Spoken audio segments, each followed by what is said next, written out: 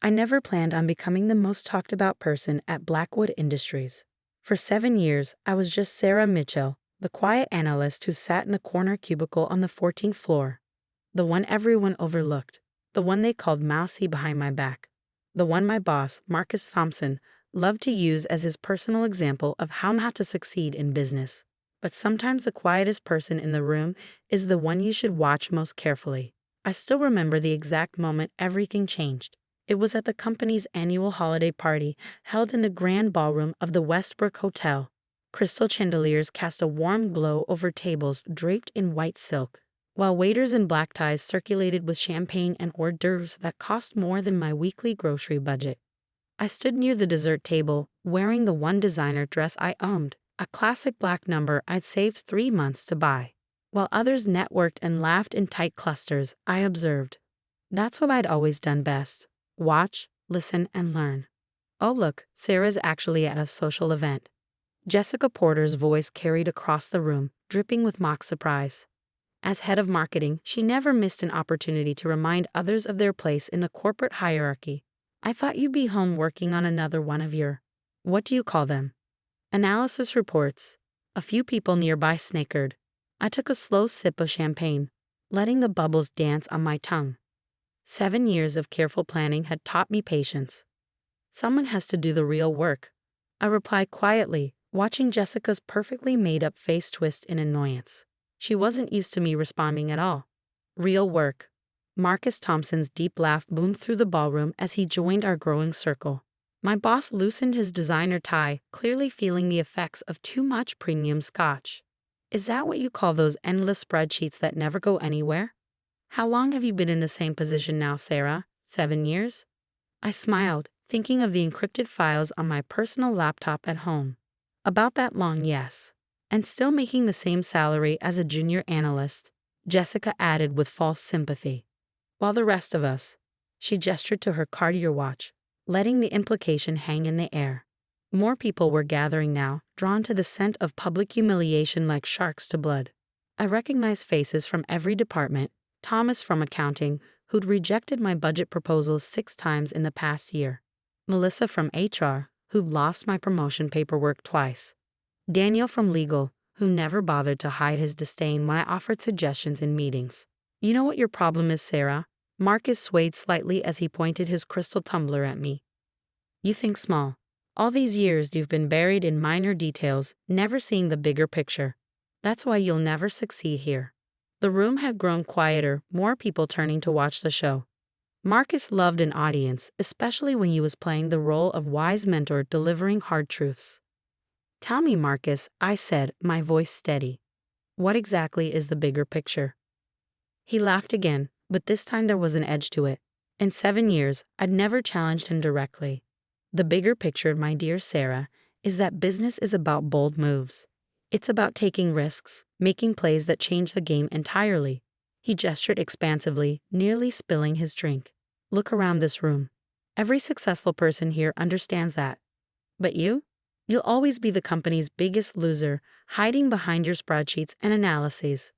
The words hung in the air like smoke, accompanied by scattered laughter and whispers. Jessica smirked, raising her champagne glass in a mock toast. To Sarah, she called out, may she finally learn her place. I set my own glass down carefully on a nearby table, smoothing my dress with steady hands. 7 years of calculated moves, careful documentation, and quiet observation had led to this moment. You're right about one thing, Marcus, I said, my voice carrying clearly through the now hushed ballroom. Business is about bold moves. He blinked, thrown off by my calm demeanor. What? You should check tomorrow's business news. I continued, picking up my small clutch purse. I think you'll find it quite enlightening. Is that supposed to be a threat? Jessica scoffed, but I caught the flicker of uncertainty in her eyes. I smiled, thinking of the press release scheduled for 9 a.m. tomorrow. Not a threat, Jessica. Just a suggestion. Now, if you'll excuse me, I have some work to finish. As I walked toward the exit, Marcus called after me, his voice carrying a hint of desperate bravado. That's right. Run away to your spreadsheets. It's all you'll ever be good for. I paused at the doorway, turning back to face the room one last time. We'll see about that. The drive home to my apartment was quiet, snow beginning to fall in soft flurries that melted against my windshield. I thought about the last 7 years, every insult I'd endured, every idea they'd stolen, every promotion they'd blocked. I thought about the careful trail of evidence I'd gathered, the patterns I'd documented, the connections I'd quietly uncovered while they were all too busy mocking me to notice. Most of all, I thought about the 300-page report sitting in sealed envelopes on the desks of the SEC, the FBI's Financial Crimes Division, and 7 major news outlets, all timestamped for release at 9 a.m. tomorrow morning. My phone buzzed as I parked, a text from David Chen, my contact at the Wall Street Journal. "Everything's ready for tomorrow. Story runs on front page. You sure about this?" I typed back a simple yes before heading up to my apartment. Inside, I kicked off my heels and opened my laptop, checking one last time that everything was in place. 7 years of meticulous documentation about Blackwood Industries' systematic fraud, money laundering, and insider trading filled my screen. Emails, transaction records, audio recordings, all pointing directly to Marcus Thompson, Jessica Porter, and the rest of the senior management team. They thought I was just a quiet analyst lost in spreadsheets. They never realized I was building the case that would bring down their entire empire. I poured myself a glass of wine and settled onto my couch, watching the snow fall outside my window. In less than 12 hours, Blackwood Industries would face the biggest corporate scandal since Enron. Marcus Thompson and his inner circle would be led out of the building in handcuffs. And Sarah Mitchell, the company's biggest loser, would be revealed as the whistleblower who exposed it all. But that wasn't even the biggest surprise waiting for them tomorrow. No, the real shock would come when they learned what I'd been doing besides gathering evidence. When they discovered exactly who had been quietly buying up controlling shares of Blackwood's stock through a maze of shell companies. When they realized that the loser they'd mocked for 7 years was about to become their new CEO. I smiled, raising my wine glass in a silent toast to tomorrow. Sometimes the best revenge isn't served cold, it's served with an SEC investigation and a corporate takeover. Tomorrow would change everything. But for now, I enjoyed the quiet of my apartment, knowing it was the last peaceful moment I'd have for quite a while. The storm I was about to unleash would shake the business world to its core, and I intended to savor every moment of it. At exactly 8:45 a.m. the next morning, I walked into Blackwood Industries wearing my best suit. The security guard barely glanced at me. I was just another early arriving employee, unremarkable as always. Little did he know he was about to witness history. The 14th floor was still quiet, most employees nursing hangovers from last night's party. I settled into my cubicle, powered up my computer, and waited. My phone buzzed, another text from David at the Wall Street Journal. "Story goes live in 10 minutes, still time to back out."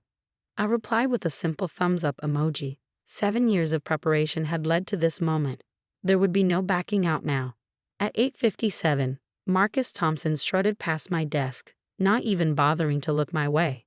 His designer suit couldn't quite hide the effects of last night's scotch, but his arrogant swagger was firmly in place. "Still here, Sarah?" Jessica Porter's voice dripped with disdain as she followed Marcus, clutching her morning latte. "I thought after last night you might finally realize it's time to move on." I checked my watch. 8:58 a.m. "Actually," I said quietly, "I think you're right. It is time for changes." Jessica rolled her eyes and continued toward her office. I started counting down in my head. At exactly 9:00 a.m., everything changed. First came the phones. Every desk phone on the floor started ringing simultaneously. Then the cell phones joined in, buzzing, chiming, and vibrating with incoming alerts. I watched as people began answering, their faces transforming from annoyance to shock. "What do you mean, FBI?" Thomas from accounting's voice cracked as he spoke into his phone. There must be some mistake. Through the glass walls of his office, I could see Marcus frantically scrolling through his phone, his face growing paler by the second.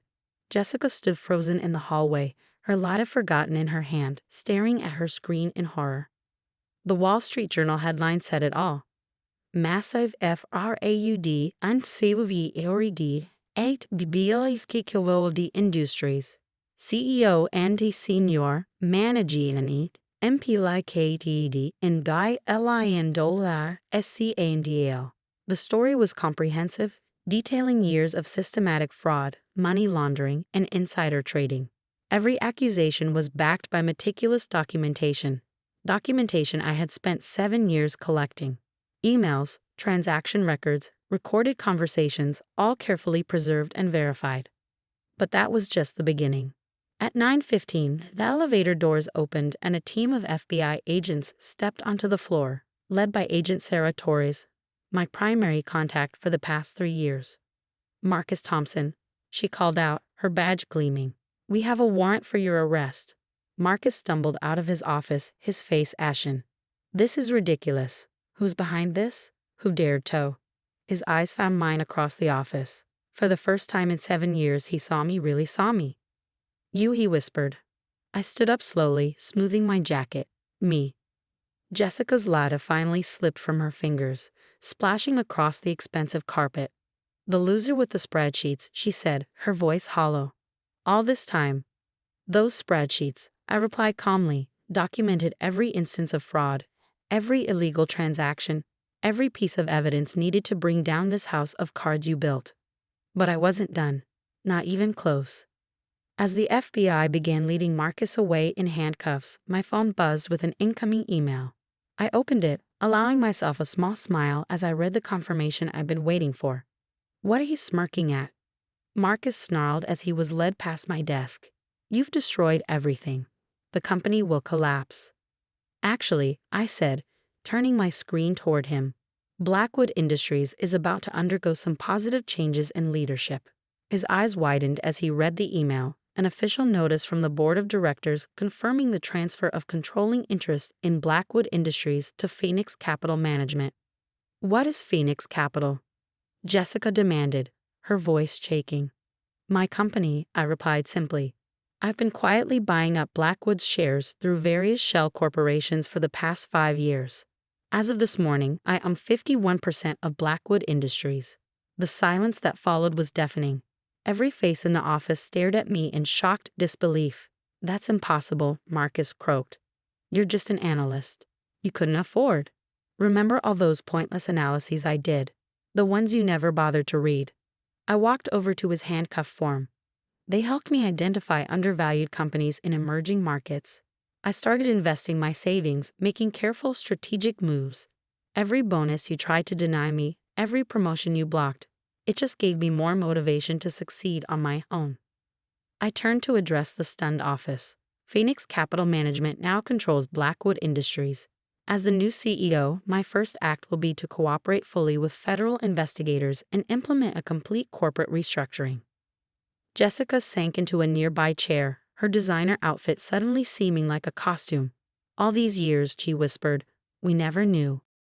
"That was the point," I replied. "You were all so busy looking down on me, you never bothered to look at what I was actually doing." The next few hours passed in a blur of activity. FBI agents conducted interviews and collected evidence. Reporters gathered in the lobby, hoping for comments about the scandal. The board of directors convened an emergency meeting to discuss the transition of power. By noon, most of the senior management team had been led away in handcuffs. Those who remained gathered in the main conference room, where I stood at the head of the table, a position I'd earned through years of careful planning and quiet persistence. "Some of you in this room are guilty only of arrogance," I began, looking at their shell-shocked faces. "You'll keep your jobs, but things will be different now. Merit will matter more than connections. Hard work will mean more than smooth talk." I paused, allowing my words to sink in. "For those who wondered why I stayed in that cubicle for 7 years, enduring your mockery and discrimination, now you know. Sometimes the best way to learn about a company's weaknesses is from the bottom up." As the day drew to a close, I stood in what was now my office, Marcus's former corner suite with its sweeping city views. My phone hadn't stopped buzzing with messages from reporters seeking interviews and business leaders offering congratulations to the newest CEO in the Fortune 500. A knock at the door interrupted my thoughts. It was Thomas from accounting, looking uncomfortable in his rumpled suit. "Ms. Mitchell," he stammered. We, none of us knew." "That was the point, Thomas," I said, turning to face the city lights.